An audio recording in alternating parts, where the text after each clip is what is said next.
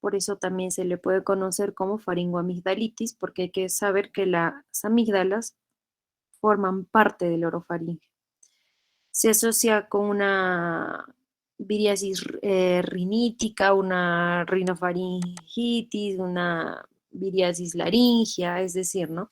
Puede ir acompañado un proceso viral nasal, en el que vamos a llamarle rinofaringitis, o si afecta la laringe, pues una rinofaringolaringitis, pero es básicamente en su mayoría de origen viral. En el 30% no se identifica ningún patógeno, los virus son los responsables sobre todo de menores de 3 años y se rige por el clima, ¿no? Es más frecuente sobre todo el rinovirus en otoño y primavera y se transmite por contacto o en las guarderías por el hacinamiento. El periodo de incubación de 12 a 4 días, generalmente se autolimitan y los síntomas pueden ir desapareciendo a los 7 días. La etiología, como hemos visto, el 70% de origen viral. Ahí tenemos el rinovirus, adenovirus, coronavirus, el virus del herpes simple, la influenza, parainfluenza, el coxsackie, el citomegalovirus, el virus de Epstein-Barr y bueno, también hoy en día pues el COVID. Y bacterianas, en un 30%, dentro de estos tenemos el Streptococcus pyogenes, llamado también del beta hemolítico del grupo A, otros estreptococos de los grupos C y G, anaerobios, neumo, Mycoplasma pneumoniae, Corynebacterium, clamidia, etc. Existe otra etiología que no va a ser infecciosa. Dentro de las infecciosas, pues ya hemos visto o viral o bacteriana, en su gran mayoría viral. Pero también puede existir faringitis aguda por cuerpos extraños, por quemaduras, pacientes que se exponen a irritantes, ¿no? A determinados ambientadores, em, pacientes fumadores, etcétera. Acá podemos ver lo mismo, ¿no? Las causas de una faringitis viral, de una bacteriana y cuando ya viene a tallar acá la clamidia pneumoniae, esta puede generar, aparte de faringitis, neumonía, bronquitis, lo mismo que el micoplasma. En cuanto a los adenovirus, son los que con mayor frecuencia causan la infección en menores de 5 años. La clínica típica, pues, es, ¿no? Malestar, fiebre, paciente se queja de odinofagia, porque puede afectar lo que es la orofaringe, las amígdalas, puede producir conjuntivitis, las famosas rinoconjuntivitis, es decir, la rinofaringoconjuntivitis, paciente va cursado con un cuadro gripal, un cuadro de odinofagia y puede pues tener también a nivel de la conjuntiva irritarse y paciente tener, ¿no? Este exudado. Paciente puede tener adenopatías o no. Netamente el tratamiento que va a ser simplemente sintomático. Probablemente hay que dar algunas gotitas para calmar esa congestión a nivel del ojo, hay que dar antiinflamatorios, analgésicos, antipiréticos, etcétera, hasta que pase el cuadro. Luego la mononucleosis infecciosa es causada por un virus, que es el virus de Epstein-Barr, que afecta sobre todo entre los 10 y 25 años. El cuadro clínico que manifiesta pues es odinofagia, fiebre, fatiga, malestar general, dolor abdominal, náuseas. Entonces, a mi examen físico yo voy a ver las amígdalas o toda la faringe congestionada e incluso puedo ver con un exudado, ¿no? Un exudado medio amarillo o blanquecino que puede hacerme confundir fácilmente con un cuadro bacteriano. Entonces, no todas las bacterias generan exudado, al igual que no todos los virus no producen exudado, como este. Entonces, en la mononucleosis infecciosa yo puedo ver estas lesiones de exudado con las amígdalas congestivas, e incluso el paladar, la úvula está congestiva, pero no es un cuadro bacteriano. puede ser una mononucleosis infecciosa. Entonces tengo que ver este rango de edad, ¿no? Llamada también la enfermedad del beso, porque se transmite así. Mi examen físico, aparte de esta faringitis exudativa, probablemente voy a palpar adenopatías cervicales posteriores muy dolorosas. Puedo palpar hepatosplenomegalia porque este virus también puede afectar lo que es el hígado, perdón, claro, el hígado y el vaso, produciendo inflamación. Acá habría un signo de KERS en el que hay un paciente se queja, ¿no? De un dolor a nivel del hombro izquierdo. El tratamiento netamente pues es dar sintomáticos. Puedo dar sintomáticos, puedo dar antiinflamatorios como los corticoides. Ante la sospecha de la mononucleosis infecciosa o el virus de Epstein-Barr, probablemente yo pueda pedir tinción periférica en la sangre, donde voy a encontrar una linfocitosis bien marcada, ¿no? Y esos linfocitos atípicos de más del 10%, o hacer a nivel de sangre el monotest, ¿no? Ver estos anticuerpos para mononucleosis.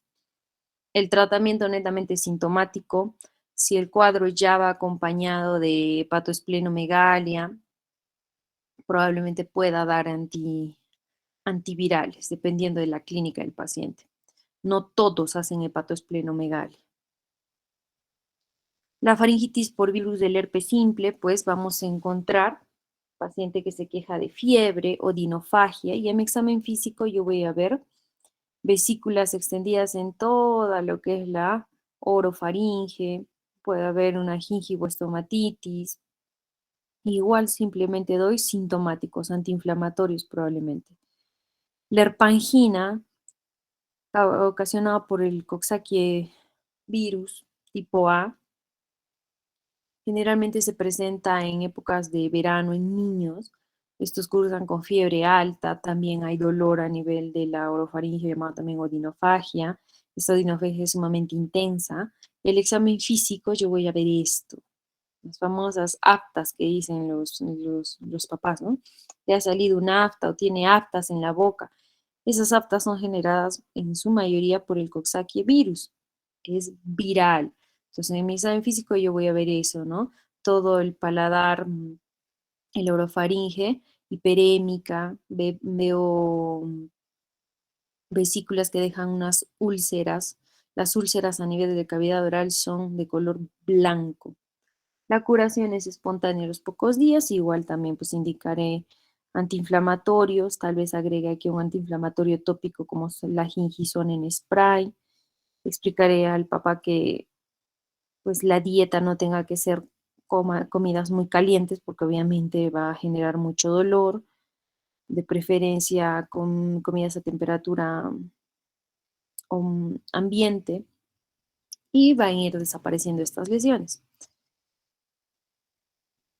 Entonces, si vemos ahí, si uno ve, por ejemplo, esta imagen y no sabe que puede ser generada por un virus, lo que va a hacer es inmediatamente iniciar antibióticos. Entonces, acá no amerita dar antibióticos. Estas lesiones son típicas de una herpangina, así como ante la sospecha de mononucleosis infecciosa por la edad, por la sintomatología, etcétera. Yo, si no conozco cómo se presenta una mononucleosis infecciosa, probablemente vaya a tratar de manera incorrecta y de antibióticos a mi paciente. Entonces, los virus no es que solo, yo veo la cavidad oral, la orofaringe y no veo exudado, entonces es sinónimo de virus, falso, falso. Lo mismo que si yo veo exudado es sinónimo de bacterias, tampoco, porque estamos viendo que hay muchos virus que producen exudado a nivel orofaringio. Y pues la angina de Plaut-Vincent, que antiguamente se veía, ¿no? Tal vez esto podríamos ver todavía en pacientes muy comprometidos, entre estos pacientes ya en la etapa de SIDA probablemente, causada por el treponema pallidum, en la cual se observa, ¿no? Esta úlcera membranosa a nivel de la orofaringe o de la amígdala. El paciente está en mal estado general, hay un olor muy desagradable, una halitosis muy, muy marcada. difícil de ver hoy en día, salvo sea un inmunocomprometido, pues el tratamiento simplemente con penicilina y si no, pues ceftriaxona. La difteria, que también hoy en día ya no la tenemos, justamente porque tenemos las vacunas, ¿no? La DPT, la vacuna que se coloca a determinada edad, es para evitar esto. La difteria hoy en día se asocia cuando no hay la inmunización adecuada de estos niños, y lo hemos visto cuando entramos en pandemia, muchos niños no completaron sus inmunizaciones correspondientes y se presentó un caso de difteria. El periodo de incubación es de una semana y esta básicamente produce necrosis en el tejido, y esa necrosis produce una pseudomembrana en toda la orofaringe, que al tú mover esa pseudomembrana es muy sangrante, muy dolorosa, y si se sigue extendiendo más hacia hipofaringe puede obstruir la vía aérea. Por esa es la gravedad de esta enfermedad, ¿no? Que hoy en día, como digo, si tu niño recibe sus vacunas que le corresponden, difícil de ver la difteria. La cándida, ¿no? Es otra faringitis que más se da en inmunodeprimidos o aquellos que usan de manera prolongada el corticoide, antibióticos, prótesis dental. Estos pacientes no presentan fiebre, no hay adenopatías, pero al examen se ve estas placas blanquecinas que puede estar en toda la cavidad oral, en solo la orofaringe o irse incluso a hipofaringe. Pues el tratamiento acá frente a una candidiasis es dar nistatina o fluconazol. Fluconazol sería en tabletas y la nistatina pues vía tópica. Y finalmente pues las faringitis por el estreptococo del grupo A o el beta hemolítico, ¿no? Hay que tener muy en cuenta en qué rango de edad yo puedo sospechar la presencia de este estreptococo. Generalmente se presenta entre los 5, unos dicen más de 3, hasta los 15 años. Los síntomas que esta bacteria produce pues son de comienzo brusco, fiebre, odinofagia intensa, que se pueda asociar a disfagia o no. Va a haber cefalea, malestar general, mialgias, náuseas, vómitos, dolor abdominal, que es un síntoma muy inespecífico, pero se puede presentar en niños más pequeños. En el examen físico yo voy a ver un eritema difuso, como vemos acá. Puede presentarse así, puede presentarse así. Si yo veo acá, veo, ¿no? Estas petequias a nivel del paladar blando, estas amígdalas y orofaringe sumamente congestiva. Puede o no haber exudado, pultáceo, que le decimos acá, unas amígdalas con exudado, ya sea blanquecino o amarillento. Si yo palpo una adenopatía cervical anterior y esta es dolorosa al tacto, también me está indicando más que pueda ser deberse a un estreptococo beta hemolítico. Y pues otros hechos sugerentes de infección por esta bacteria: presencia de erupción escarlatiforme, y en niños ausencia de tos. Es decir, si un niño viene o uno de 15 años viene y se queja de malestar, de fiebre, de odinofagia, no tiene tos, no tiene congestión nasal, no tiene estornudo, no tiene conjuntivitis, no hay aftas, no hay úlceras, etcétera, me lleva a sospechar más que se trata de un estreptococo. Pero si mi paciente viene, no, tiene odinofagia, tiene malestar, tiene congestión nasal, estornudos, rinorrea, esto es más un cuadro viral que un cuadro bacteriano. Es ahí la importancia de los criterios de Centor. Los criterios de Centor a mí me permiten identificar si se trata del estreptococo, esta faringitis, en la que yo ya tengo que dar un tratamiento, o simplemente ya es más un cuadro viral. El diagnóstico: puedo pedir yo un cultivo, obviamente en el cuadro agudo, o dosificar la antiestreptolicina O a nivel de sangre, ¿no? El tratamiento, el estreptococo responde muy bien a las penicilinas, salvo sea el paciente alérgico a la penicilina, pues puedo darle eritromicina. ¿Qué complicaciones puede traer esta infección por estreptococo? Otitis media aguda, adenitis purulenta, absceso periamigdalino retrofaringio y pues la fiebre reumática o la glomerulonefritis. Es ahí la importancia de saber identificar si este cuadro es ocasionado por este estreptococo para evitar justamente estas complicaciones, ¿no? Como la fiebre reumática y la glomerulonefritis postestreptocócica. Entonces, ante la duda, se aplican estos criterios de Centor. Estos criterios de Centor, pues tenemos en rango la edad. Una de las más importantes es la edad. Es más frecuente entre los 3 y 15 años. Si mi paciente tiene 10 años, yo ya le doy un punto.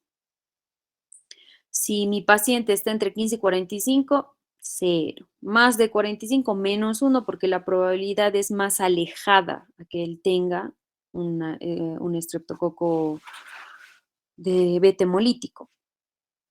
Otros criterios, si mi paciente tiene una fiebre alta más de 38, un punto. Hay ausencia de tos, otro punto. Palpoadenopatías cervicales, otro punto. Hay exudado amigdalar, así como hemos visto acá, otro punto. O exudado o estas petequias, ¿no? A nivel del paladar, otro punto. Entonces yo voy sumando el puntaje.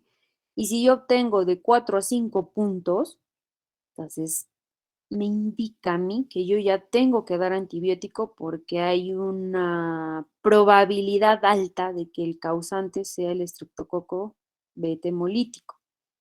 Pero si yo aplico mis criterios de Centor y ya no cumple ningún criterio o tiene un punto, la probabilidad de que la infección sea ocasionada por el estreptococo es casi nula, de 2 a 6%. Entonces, no indicaré probablemente antibiótico a mi paciente. Entonces, estos criterios de Centor los van a volver a repetir, sobre todo en pediatría. ¿Por qué en pediatría? Justamente por el rango de edad de presentación, que es más frecuente entre los 3 y 15 años. Lo van a volver a repetir, tienen que saber manejarlos,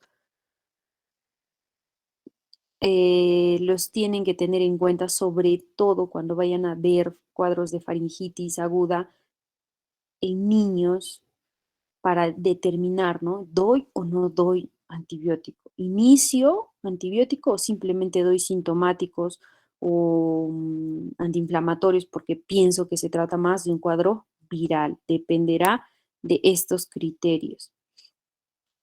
Eso en cuanto a faringitis aguda y las faringitis pues crónicas vienen a ser definidas por la inflamación repetida de esa mucosa faríngea, no tiene componente infeccioso y esta inflamación es por periodos muy prolongados y repetidos que ya ocasionan modificaciones permanentes en el tejido. Entonces ya ahí el tejido ya se va alterando, no es el mismo, no guarda la anatomía normal. Se va a alterar la mucosa, la submucosa, el tejido linfoide propio que se encuentra a nivel de la mucosa faríngea.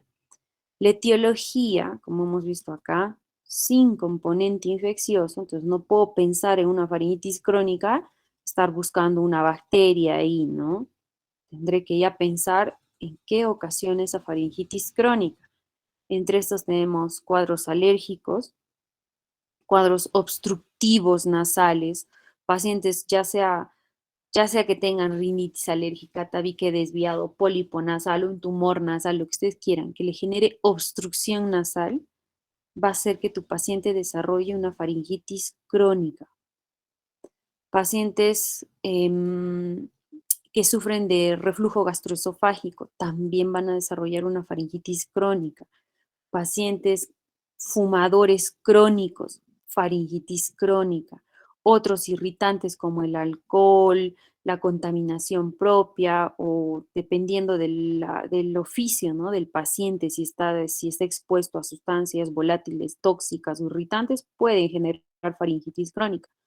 Y pues en cuanto a los que son cantantes, el abuso o el mal uso de la voz también lleva a generar faringitis crónica. Entonces, frente a mi paciente con faringitis crónica que acudan con estos síntomas, los síntomas que ellos refieren pues son sensación de sequedad a nivel de la cavidad oral, sensación de cuerpo extraño a nivel orofaringio llamado globofaringio, puede haber o no odinofagia o disfagia, la mucosa de la orofaringe seca y la secreción faríngea densa y incolora que les produce esa carraspera, ¿no? Entonces, pacientes con estos síntomas, no voy a pensar pues que tiene una faringitis por una bacteria o un virus o un hongo, peor, ¿no? Tendré que buscar estas otras causas. Roncador, ¿será roncador y está generando faringitis crónica? Probablemente. Entonces, el tratamiento básicamente se va a deber o va a estar enfocado en tratar la causa de la faringitis crónica. Por ejemplo, si mi paciente viene, y muchos vienen a consulta, no, doctora, yo siempre sufro de la garganta. Es más, el paciente te dice de amigdalitis. Y tú le vas preguntando qué molestias tienes y te empieza a decir todos estos síntomas, ¿no? Es que yo siento que hay una flema que no puedo eliminarla, que constantemente tengo que estar tratando de aclarar, ¿no? Que es la carraspera, a veces me duele, el dolor no es muy marcado, me cuesta pasar la comida por momentos. No voy a pedirle, vaya, hay que hacerle un cultivo, señora, o hay que descartar, es una bacteria, tome antibiótico, imposible. Tendré que preguntar, ¿no? Usted ronca, respira bien por la nariz, usted fuma, no fuma, ir buscando todos estos. Tal vez la paciente me dice, sí, yo tengo pirosis, ¿no? Un síntoma de gastritis. Pirosis, efectivamente. Entonces puede que su faringitis crónica es muy probable esté originada por reflujo gastroesofágico. Entonces el tratamiento acá será tratar ese reflujo.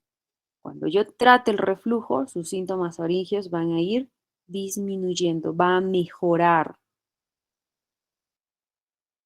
La faringitis crónica se puede clasificar en una simple, hipertrófica o atrófica. La simple, cuando la mucosa de la pared posterior y los pilares faringios, pared posterior y los pilares, este es el pilar anterior, este es el pilar posterior del paladar, pues se encuentran de todos congestivos, rojos, la vascularización superficial abundante, y yo voy a ver una mucosidad viscosa que se adhiere incluso al epitelio o a la superficie. Hipertrófica, que puede ser granulosa, lateral o cordonal. Granulosa, cuando yo veo formaciones redondas, como estas, digamos. Formaciones redondeadas en la pared posterior de la faringe, que son folículos linfoepiteliales hipertrofiados, se han hipertrofiado en respuesta a esta agresión, ¿no? O lateral o cordonal, el paciente abre y yo veo acá gran hipertrofia de la mucosa de los márgenes laterales de la faringe. Y atrófica, cuando ya la mucosa es seca, lisa, recubierta en parte por alguna tela costrosa por ahí, se presenta ya en etapas finales de estas formas anteriores. Probablemente al inicio empieza así, luego progresa una hipertrófica y con los años, si no se trata pues la causa de esta faringitis, llega a ser una atrófica. Entonces el paciente va a tener la sensación de tener algo pegado a nivel de la orofaringe y tiene la necesidad constante de estar tragando, ¿no? El tratamiento, pues, es eliminar el factor que predispone a esta faringitis crónica, dentro de estos mejorar la ventilación nasal si es que es la causa. Si es una rinitis o alérgica, pues tratar la rinitis alérgica. Hidratación, puedo dar antiinflamatorios si la sintomatología empeora probablemente, uno que otro corticoide, un fluidificante para mejorar la carraspera, Y en una faringitis atrófica puedo yo revitalizar ese tejido, esa mucosa, dando vitamina A, dando algún spray que tenga yodo, o en el peor de los casos, si hay una faringitis hipertrófica, así como estos cordones, yo puedo cauterizar esa hipertrofia de esos folículos y mudar la mucosa, porque en realidad, pues esa mucosa se ha hipertrofiado por la agresión, ¿no?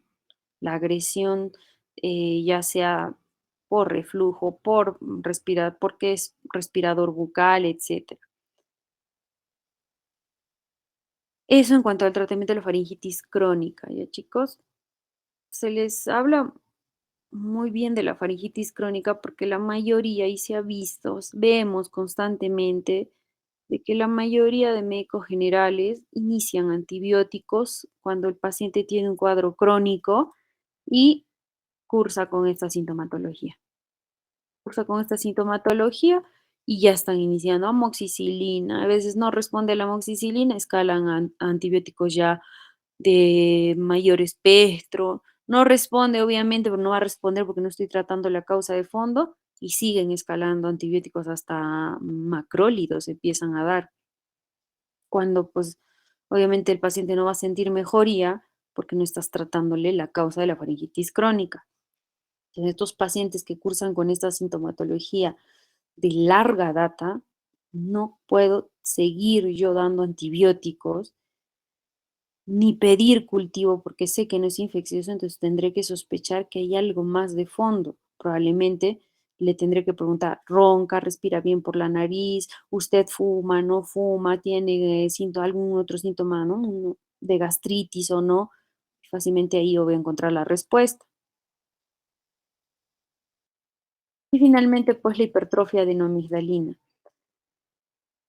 Para hablar de esto, vamos a hablar del anillo linfático de Waldeyer. El anillo linfático de Waldeyer está formado por la adenoides, las amígdalas tubáricas, las amígdalas palatinas y las amígdalas linguales, e incluso unos hablan de folículos linfoides que están en toda la pared y la mucosa de la faringe. Entonces, es la primera defensa que nosotros tenemos ante el ingreso, ya sea de un virus, de una bacteria. Es acá, ¿no? Donde en este anillo se capta ese virus o bacteria, es presentado a los macrófagos, lo procesan y generas inmunidad.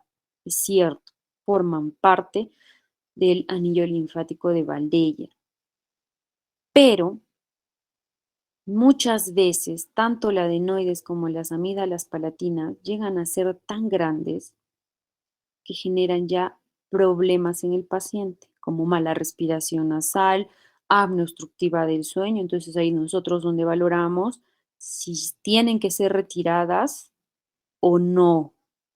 Entonces, hipertrofia adenoidea, pues crecimiento excesivo del tejido linfoepitelial adenoideo que va a producir una disminución en el calibre de la rinofaringe, es decir, que va a producir una obstrucción a nivel de la nasofaringe. El aire entra y por tener la adenoides crecida, probablemente el paciente tenga dificultad para respirar, ¿no? Y la hipertrofia amigdalina, igual, crecimiento excesivo del tejido amigdalino que también disminuye el calibre a nivel de la orofaringe. Entonces también me puede generar obstrucción al paso de aire hacia vía aérea inferior, que serían los pulmones.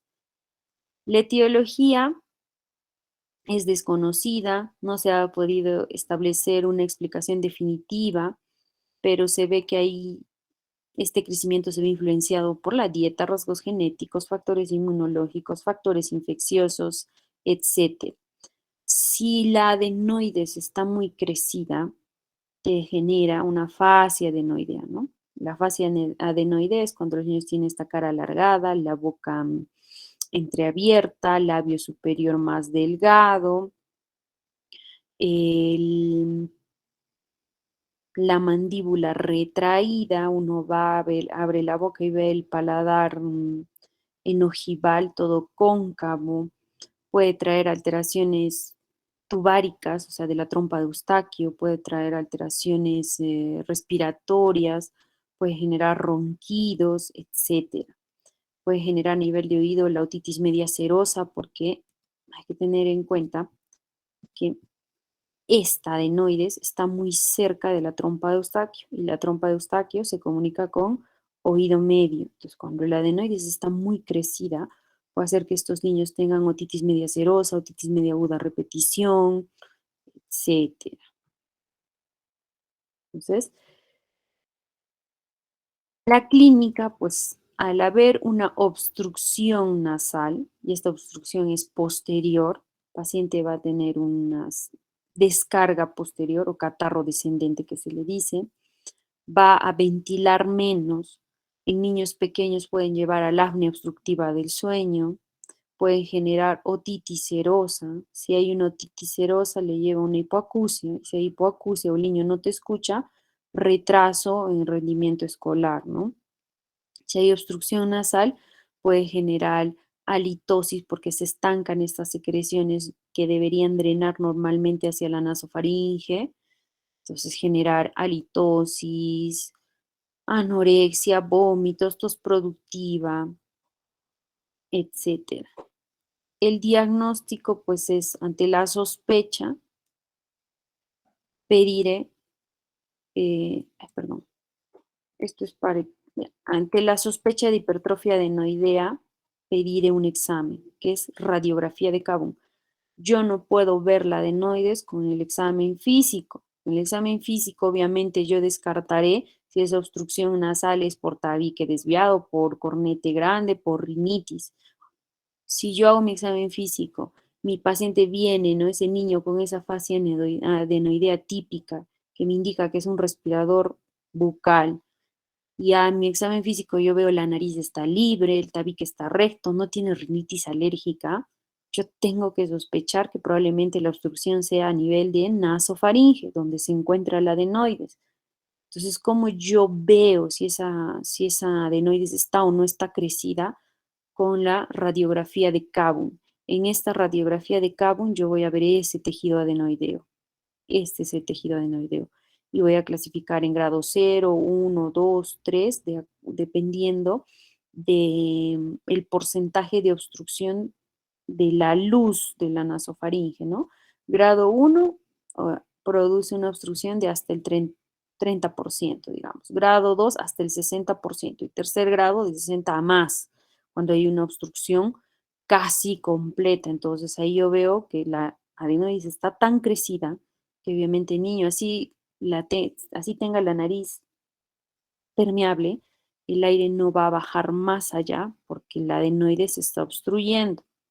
Pediré mis rayos X de Kabum ante la sospecha y me saldrá, ¿no? Y veré qué grado es. Generalmente el segundo y tercer grado es para valorar si es quirúrgico o no. También dependerá de la edad del niño.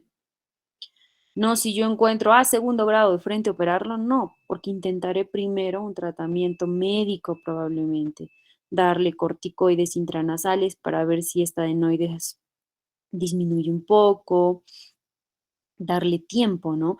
Mientras el niño también va creciendo, la adenoides va disminuyendo de tamaño, dependerá de la clínica. Si es una adenoides en la que yo, digamos, es una de tercer grado o de segundo o tercer grado en la que yo he dado tratamiento y no mejoran los síntomas. El paciente sigue roncando, es un respirador bucal, ya se ha generado tanta simetría facial en el niño por la mala respiración, no estoy teniendo resultados con mi tratamiento médico, indico cirugía, recién retiro la adenoides. Otra manera de poder ver pues el tejido adenoideo puede ser por una endoscopía nasal o nasofibrolaringoscopía, pero no es muy utilizada por nosotros porque obviamente es un procedimiento un poco traumático porque es meter una cámara a través de la nariz del niño y como es patología más pediátrica, bien difícil que pues el niño colabore, ¿no? Entonces ahí yo puedo visualizar ese tejido adenoideo, qué porcentaje de luz y si está obstruyendo o no trompa de Eustaquio. Eso en cuanto a hipertrofia adenoidea. Y en cuanto a hipertrofia amigdalina, yo también puedo clasificarla en grados. Acá vemos del grado 0 al cuarto grado. Grado 0 cuando el paciente abre la boca y yo no veo tejido amigdalar. Puedo ver pilar anterior y pilar posterior. Grado 1 cuando ya ocupa el menos del 25% de la luz del orofaringe. O diríamos que se asoma la amígdala, pero no sobrepasa el pilar posterior. Grado 2 cuando ocupa entre el 25 hasta el 50% de la luz del orofaringe o sobrepasa ya el pilar posterior. Grado 3 ocupa hasta el 75% de la luz del orofaringe y grado 4 pues cuando ya se encuentran en línea media. O algunos hablan del quinto grado cuando ambas amígdalas se superponen entre sí. ¿Se ha visto? Sí. Entonces, ¿qué grados son quirúrgicos? Generalmente el tercero y el cuarto, siempre y cuando me produzca sintomatología obstructiva, porque también se ven pacientes que tienen unas amígdalas grandes de tercer grado, pero el paciente no es roncador, no tiene apnea del sueño, no voy a operar esa amígdala. Pero si mi paciente viene y me dice, ronca, respira con la boca, tiene un mal sueño porque se para despertando en las noches constantemente, siente que su pareja, ¿no? Lo ve dormir y a veces tiene pausas respiratorias. O sea, me está diciendo que ya hay una obstrucción muy marcada a nivel del orofaringe. Entonces, estas amígdalas tienen que salir, tienen que ser retiradas. Entonces, ahí hacemos la que es la amigdalectomía. Entonces, hay indicaciones absolutas y relativas para quitar las amígdalas. Entre las indicaciones absolutas tenemos acá obstrucción o apnea obstructiva del sueño. Son tan gigantes que te producen apnea obstructiva del sueño. Sospecha de malignidad o malignidad, abscesos periamigdalinos recurrentes y amigdalitis causantes de convulsiones febriles en los niños. Entonces, si yo tengo cualquiera de estos, es una indicación ya para retirar esas amígdalas. Indicaciones relativas, las amigdalitis recurrentes, las halitosis por amigdalitis crónica, la tonsilitiasis, esas bolitas blancas que se forman en las amígdalas, si es que hay fiebre reumática, o sea, si ya hay antecedente que ha tenido una fiebre reumática o glomerulonefritis postestreptocócica, eso me indica de que esa bacteria está en esa amígdala. Entonces tiene que ser retirada probablemente. Ahora, este procedimiento hay que tener mucho cuidado porque las amígdalas sangran. Entonces, debido a la baja volemia del niño, esta indicación está contraindicada antes de los 3 años. No es lo mismo operar un adulto que tiene pues 5 litros de sangre, donde a mí me permite, él va a tolerar perder, digamos, ¿no? 50 ya ml de sangre de forma brusca versus un niño. En un niño, 5 ml significa mucho. Entonces, por eso es que muchas veces hay que esperar, ¿no? Partir incluso hasta los 5 años para valorar si quitas o no quitas esas amígdalas, básicamente porque al quitarlas sangran un poco. Y si yo retiro y voy a la loca y veo un niño de 3 años que tiene hipertrofia amigdalina y también la adenoides está grande y yo de loca entro y opero eso, tu niño se puede chocar. En sala de operaciones le da un shock hipovolémico porque en ellos el sangrado va a ser considerable por el volumen de sangre que tiene. Y la adenoidectomía, pues, hay indicaciones, ¿no? ¿Qué indicaciones? Cuando hay una hipertrofia adenoidea de segundo o tercer grado que no me ha remitido el tratamiento y coexiste incluso con una obstructiva severa, sospecha también de malignidad y recomendaciones relativas, pues cuando origina insuficiencia respiratoria nasal mantenida, etcétera. cuando hay otitis medias agudas recidivantes o a repetición, ya el paciente hace otitis medias serosas, sinusitis, pues una indicación relativa. Y cuando se evita quitar la adenoides, pacientes con malformaciones de paladar o de úvula, ¿no? La fisura de paladar, no quito adenoides. O en menores de 2 años, salvo excepciones, dice. ¿Por qué menores de 2 años? Sí, exactamente por la pérdida que tú produces al quitar, por el sangrado que tú produces. Nosotros para operar adenoides igual entramos por la cavidad oral y metemos estas curetas. Entonces, con esta cureta entramos y sí, como hacer un legrado, ¿no? Entramos y raspamos ese tejido. Entonces va a sangrar definitivamente, salvo excepciones. ¿A qué se refiere salvo excepciones?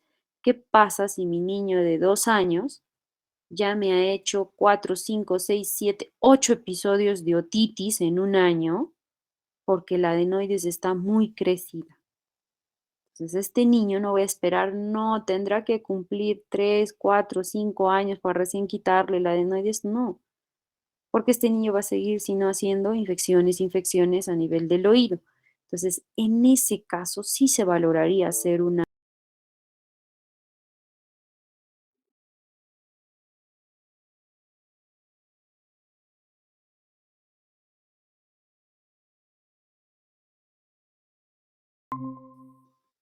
Si no hay dudas, preguntas, chicos.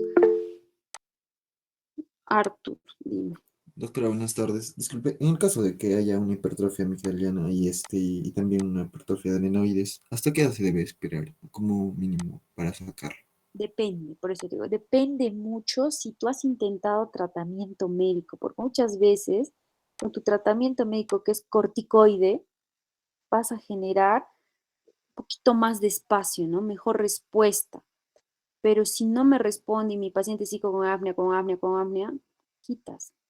Lo ideal, por eso dice ahí, lo ideal es no hacerlo antes de los 3 años por la volemia baja que ellos tienen y tú sabes que va a sangrar. Es lo ideal, ¿no? Que yo espere hasta después de los 3 años. Pero si mi niño ya me está haciendo infecciones de repetición, ya está complicándose y no me está remitiendo al tratamiento, ya no puedo esperar pues a que él cumpla 3 años o 5 años. Voy y lo intervengo, tal vez parcialmente, tal vez no siendo tan agresiva, cuidando, ¿no? Que no me sangre mucho, pero ya voy a dar tratamiento. Entonces, eso de decir, digamos, en la literatura, sí, exacto, dice, no, no antes de los 3 años, pero depende de tu evaluación. Pues si tu niño de 3 años te está haciendo una apnea obstructiva del sueño, digamos, tiene 2 años y 6 meses y está haciéndote apnea obstructiva del sueño y no te remite y te está haciéndote otitis a repetición, no puedes esperar tanto tiempo. Probablemente ya tengas que hacer su adenoidectomía parcial, su amigdalectomía, dependerá, ¿no?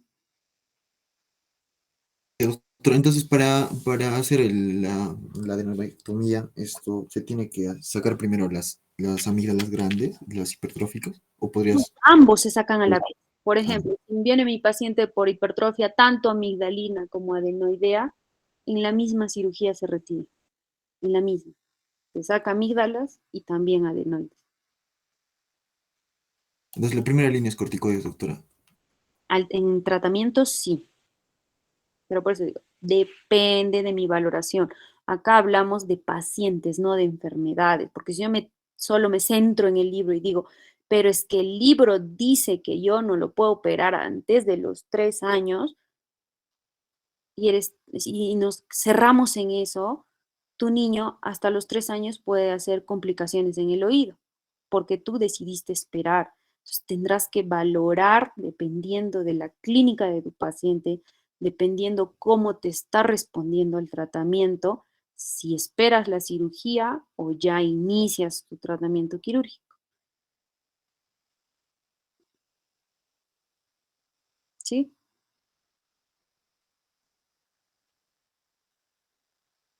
¿Alguna otra pregunta?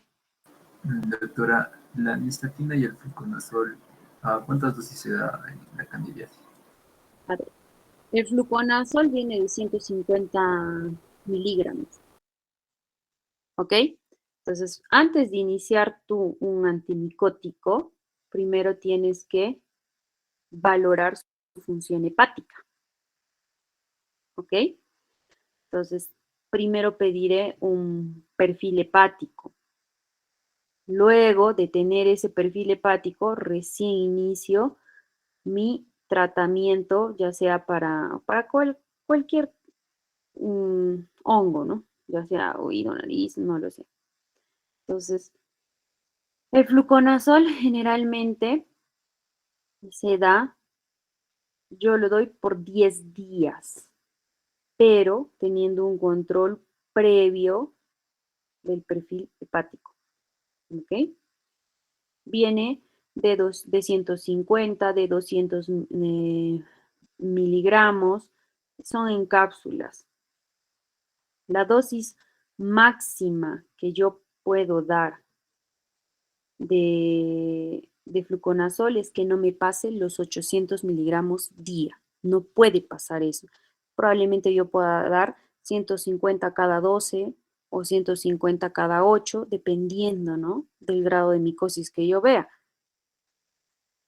¿sí?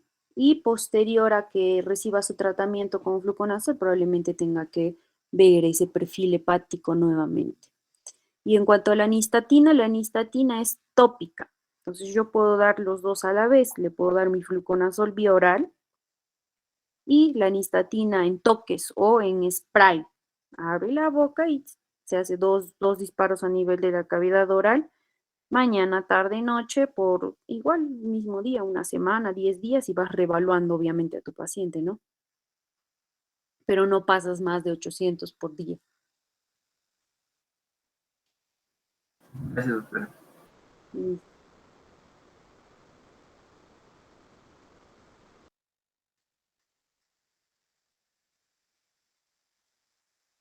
¿Alguna pregunta más?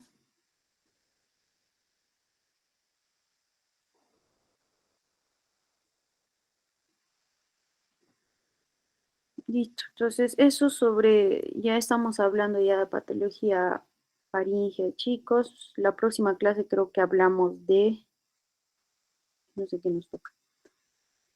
Continuamos con, creo que nos toca amigdalitis, si no tengo, si no me acuerdo.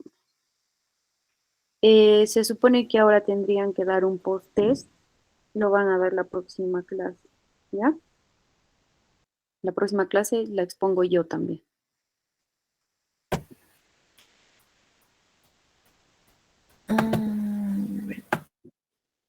¿Alguna pregunta, Shirley?